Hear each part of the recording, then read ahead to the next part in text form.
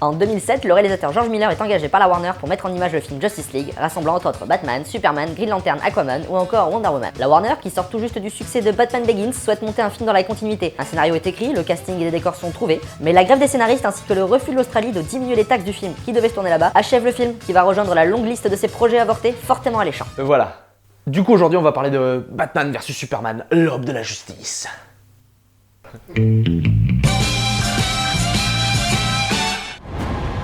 Tell me, do you bleed? You will.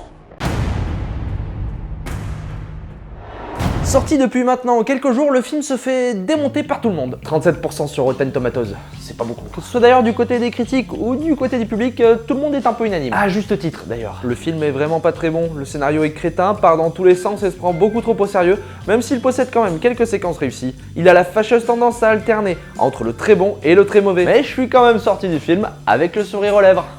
Bim, punchline. Et ouais, je suis content parce que le film que je viens de voir est bien réalisé par Zack Snyder. Du coup, j'ai 2 minutes pour vous convaincre que oui, un film comme celui-ci reste malgré tout une bonne nouvelle pour les blockbusters à venir. La Warner est l'un des derniers studios hollywoodiens à pratiquer ce que l'on appelle la politique des auteurs, à savoir le fait de donner des moyens à des réalisateurs afin qu'ils aillent au bout de leur vision. Sans eux, on n'aurait pas eu de films comme Matrix, Le Seigneur des Anneaux ou Pacific Rim, du moins pas sous cette forme-là. Depuis quelques années, Marvel se présentant comme le modèle à suivre, il était donc normal que le studio qui possède les droits des personnages de DC Comics tente une approche similaire. J'aime l'argent. Et là où chez Marvel les films sont interchangeables et se ressemblent tous, que ce soit visuellement ou structurellement, chez Warner, on tente de faire les choses différemment. Zack Snyder, qui s'est vu proclamé visionnaire par les geeks après des films comme 300 ou Watchmen, qui ont plutôt été des beaux succès critiques quand même, s'est vu confier les rênes des adaptations DC Comics après Man of Steel et en attendant sa version des Justice League. Et j'insiste bien, sa version. D'ailleurs, il a récemment dit en interview « Je ne peux pas ne pas faire les choses comme j'aime les faire, c'est comme ça. Je ne vais pas aller dans un sens parce que quelqu'un n'aime pas mon point de vue.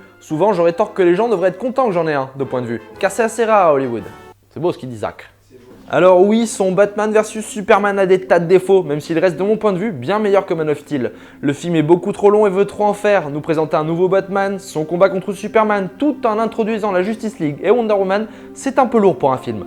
On peut aussi reprocher le ton profondément nihiliste du film qui va à l'encontre même de ce que représente Superman, ainsi que des facilités scénaristiques un peu honteuses. Cette salle des serveurs en libre accès juste à côté des cuisines chez le grand méchant, je m'en suis toujours pas remis. Mais tous ces défauts sont un peu contrebalancés par le côté ultra épique et ambitieux de certaines scènes, et surtout, le film est le fruit de la vision d'une personne. Quand les gens vont voir un film comme Captain America par exemple, ils disent « je vais voir le nouveau Marvel », alors que quand les gens vont voir Batman contre Superman, ils disent je vais voir le nouveau Snyder. Et pour un film estimé à 400 millions de patates, et croyez-moi ça fait un paquet de patates, et ben ça fait plaisir qu'un gros studio laisse autant les coups des franches à quelqu'un malgré un carré des charges serré. Donc oui, que ce film existe sous cette forme-là est une bonne chose. Mais du coup il y a quand même un truc que je comprends pas. Suite à la sortie du film, un gros déchaînement de haine est apparu sur internet de la part de la majorité des geeks dans le monde, alors que le film n'est pas si différent des autres dans le fond. Ce sont ces mêmes geeks qui ont propulsé Snyder sur le projet en convainquant la Warner du côté bankable du bonhomme chez le public cible. Rien que le fait de voir leur réaction lors d'un simple logo présenté au Comic-Con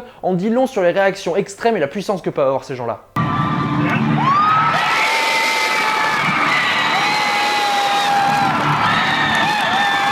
Et si finalement le public qui crache sur le film était en partie responsable de la forme qu'a le film, en cautionnant pendant des années le côté formaté de Marvel qui sert maintenant de modèle à tout le monde, ce sont eux qui ont fait que maintenant pour les producteurs, le film de super-héros doit avoir cette forme-là pour fonctionner. Putain, les mecs qui vont voir cette vidéo vont me chier dessus mais d'une force. En début de vidéo, je parlais du projet avorté de Miller par exemple. Le film aurait dû se faire 1 an avant la sortie d'Iron Man, soit le film qui a servi de base au film de super-héros moderne quoi. J'ai parlé de grève de scénaristes, mais à mon avis si le film ne s'est pas fait, c'est surtout parce qu'il n'a pas reçu le soutien de son public geek cible. Le casting proposé ne passait pas vraiment, et puis surtout le fait de prendre un réalisateur qui quelques mois plus tôt sortait un film sur les pingouins, ça passait pas. Souvenez-vous, ces gars sont un peu extrêmes. Donc oui, qu'un réalisateur puisse avoir autant de liberté sur un film aussi gros est une sacrée bonne nouvelle qui fait plaisir et arrive même à instaurer un cachet, une ambiance particulière au film. Après que celui-ci soit mauvais, cela revient au même que d'insulter un président pour lequel on aurait tous voté. Un peu inutile et un peu trop tard surtout. Mais je ne peux pas m'empêcher de penser que les choses auraient pu être sacrément différentes si le projet de Miller avait abouti. Avec un réalisateur aussi conscient de la puissance des mythes pour poser un univers, ça aurait quand même pu sacrément envoyer du boudin. Beauf de France. Mais difficile d'en vouloir à Snyder pour ça du coup. Son film est la conséquence de ce qu'on cautionne depuis un paquet d'années. Ça me fait chier pour Ben Affleck par contre. Le mec est en pleine renaissance et c'est encore un film de super-héros qu'il fout dans la merde.